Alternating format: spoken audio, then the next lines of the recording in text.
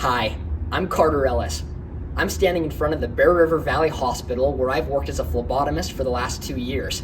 Serving these great patients and rubbing shoulders with these doctors has cemented my longtime dream of becoming a physician. I guess you could say I've planned on being a doctor since I was a little kid. When I wasn't thinking about being a future Dr. Ellis, you could find me on stage acting and singing. Roles in Tarzan, The Little Mermaid, Les Mis, and High School Musical were a few of my favorites. Some of my other childhood passions included playing the guitar or piano, playing tennis, and skiing. Oh yeah, skiing. Life took a turn for me in ninth grade after a sweet powder run at Snow Basin turned into a broken femur. This was the first of many surgeries in my life, the biggest of all at age 16, when I had reconstructive surgery at my chest at Primary Children's Hospital. These trials were not easy, but through them I gained resilience, gratitude for a healthy body, and great admiration for the hero doctors who changed my life forever.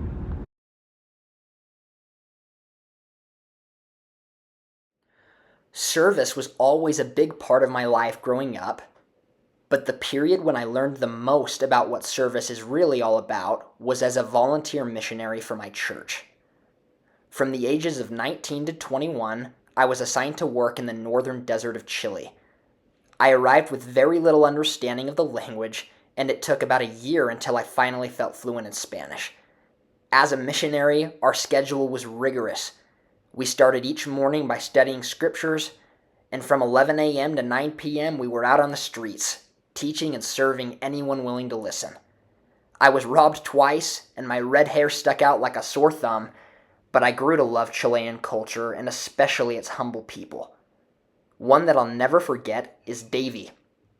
He struggled with some bad habits but wanted to change his life and be a better husband and father to his family. Over the course of 3 months, we helped Davy quit smoking and drinking. His love for God became stronger than his addictions, and I watched his relationship with his wife and kids drastically improve. When the time came for me to leave Chile, he bear-hugged me and said, "You are my superhero." I like to think that I've always been a pretty positive person, but there is no doubt that many of the happiest moments of my life were found in that Chilean desert, at a time when I was thinking about myself the least. When I lost myself in the service of others, I found myself, and that is what I believe true service is all about.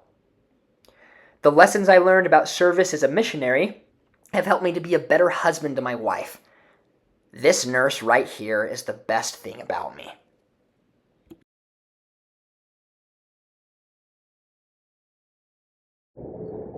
Throughout my life, I've had the opportunity to be a part of several different teams, but none as big as my time as a USU ambassador.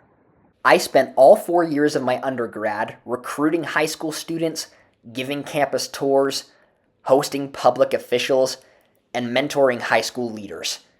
Though I always saw myself as a leader growing up, one of the ways I grew most through this experience was learning how to lead without a title. Regardless of any formal recognition, we saw real success as a program when everyone was doing their individual part. Last summer, at our annual USU Leadership Conference, I mentored Westfield, a brand new high school with its first year of students. Though they felt out of place at first, I saw an incredible change in their confidence by the end of our week together. This picture sits on my nightstand to this day. Though each ambassador played a different role, our collective efforts as a team came together to accomplish great things over the course of those 4 years. I'm proud of the part I played in representing something so much bigger than myself. As the son of a chiropractor, I have a unique respect for the amazing self-healing body.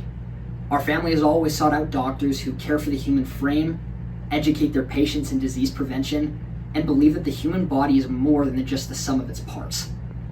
Dr. Jacob Pugsley, D.O., is my family's primary care physician. Whether prescribing antibiotics during a sickness, draining my brother's cauliflower ear from wrestling trauma, or ordering my many x-rays, Dr. Pugsley was always there when we needed him. At the age of 14, when I had that skiing accident, I was taken to Dr. Daniel Higbee, D.O. Though I was terrified by the news of immediate surgery, his kind, confident bedside manner assured me that I was in good hands. When I came out of anesthesia, my leg was in a cast decorated in the colors and logo of my favorite football team.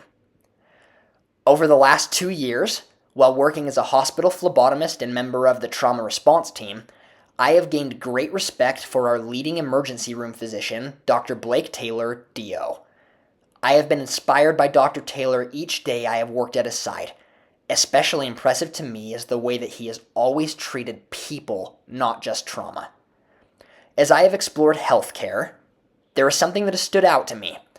Many of the best physicians that I have been treated by, observed, and worked with are osteopaths. The more I have learned about osteopathic medicine, the more I have found that its mission and philosophy resonate with what I believe. I've grown up my entire life with an appreciation for the musculoskeletal system, prevention, and person-centered care. Though different from O&M, I spent my childhood watching my dad treat people with his hands. I feel that my desire to practice medicine will be perfectly combined with the values I already hold by training to become a doctor of osteopathic medicine.